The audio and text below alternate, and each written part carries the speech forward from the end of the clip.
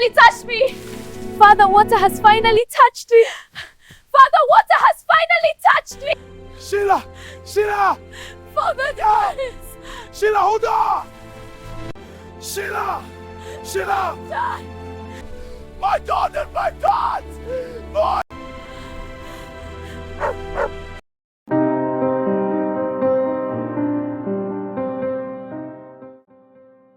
There once lived a couple, Joseph and Sarah, who had suffered many miscarriages. The wife spent money on every doctor, but nothing changed. One day, while returning home from digging, she walked crying.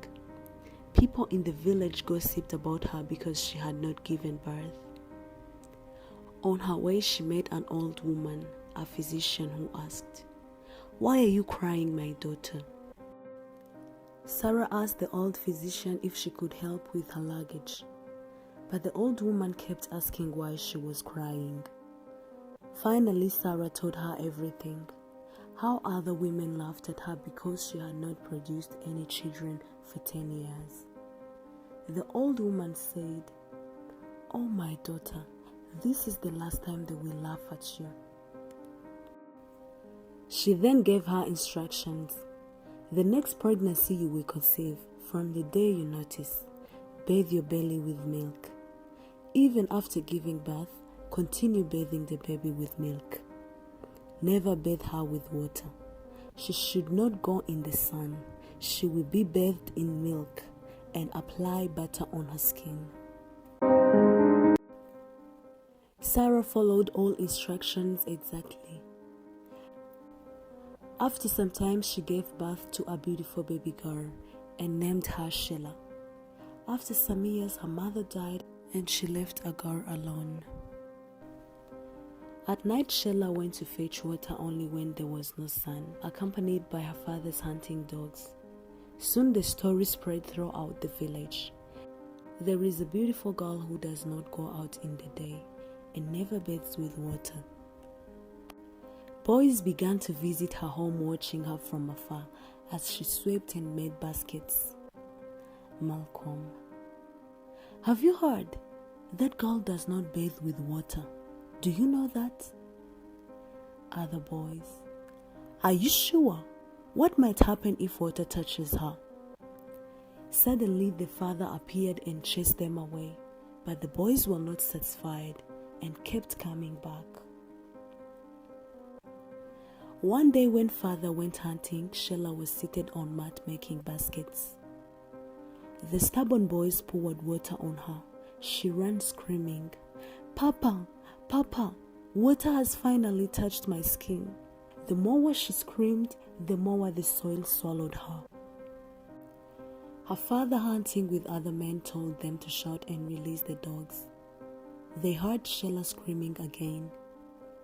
"That is my daughter," her father cried. They ran faster, but only her head remained visible. They pulled, but the soil swallowed Shela completely. After some time, at the spot where she disappeared, a big calabash grew. It was beautiful. Shela came up inside the calabash and lived there. Inside the calabash, Shela thought, "Finally, a place where I'm safe. I hope no one ever finds me here. But it's lonely." When her father was away, Shela came out from the calabash and did all the household work: cooking, cleaning, and sweeping. Joseph was surprised as he didn't know she had come out. People came to see the calabash and marveled. They went to the king and said, "My lord, there is a calabash in Joseph's land, and none deserves it but you."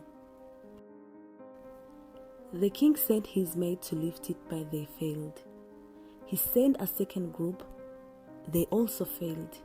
Even a third group could not lift it. He sent his strongest men. They also failed. One day a man appeared and asked the king, "My lord, what will you give me if I lift that calabash for you?" "King, I will give you everything you want." The man lifted the calabash and brought it to the palace. The king rewarded him and placed it in the garden. The king lived with his sister, Noella. One morning, Noella was doing many tasks. It was on the king's birthday. Noella started to talk to herself in the garden. Look at that big calabash, just there without any use. Why does my brother love this? It's a calabash that doesn't store milk, or cook, or do anything. It's useless, but it's beautiful. Suddenly the calabash replied from inside. Shela inside. Leave it alone. Whatever you can do, it can do better. Noella in surprise mode said, "Come and prove me wrong. Come and do it better than me." Surprisingly, Shela came out. Noella was astonished because she was extremely beautiful, with flawless and glowing skin.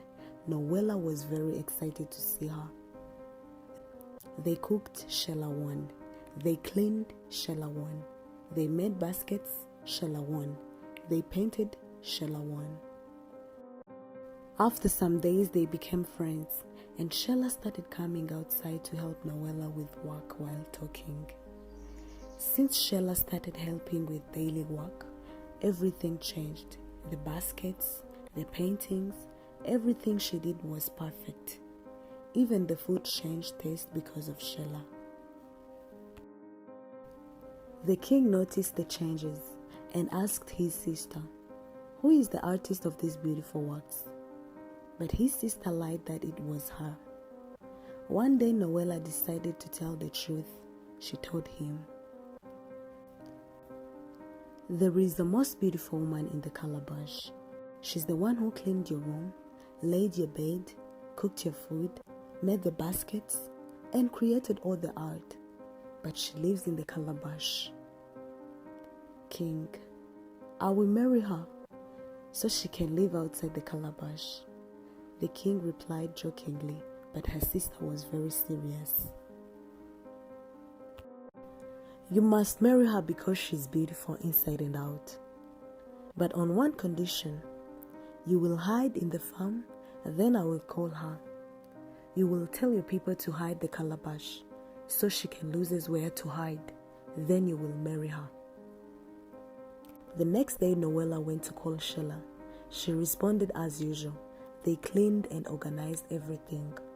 The king hid, staring at every move of Shela, and he was amazed and moved by her beauty and courage. The calabash was lifted. When Shela returned, she did not find it. The king was nearby and decided to marry her. The king held her hand and married her. The king held a big wedding, and everyone was amazed by the queen's beauty. The king rewarded Shela's father. They rejoiced, and Shela began a happy life as a queen.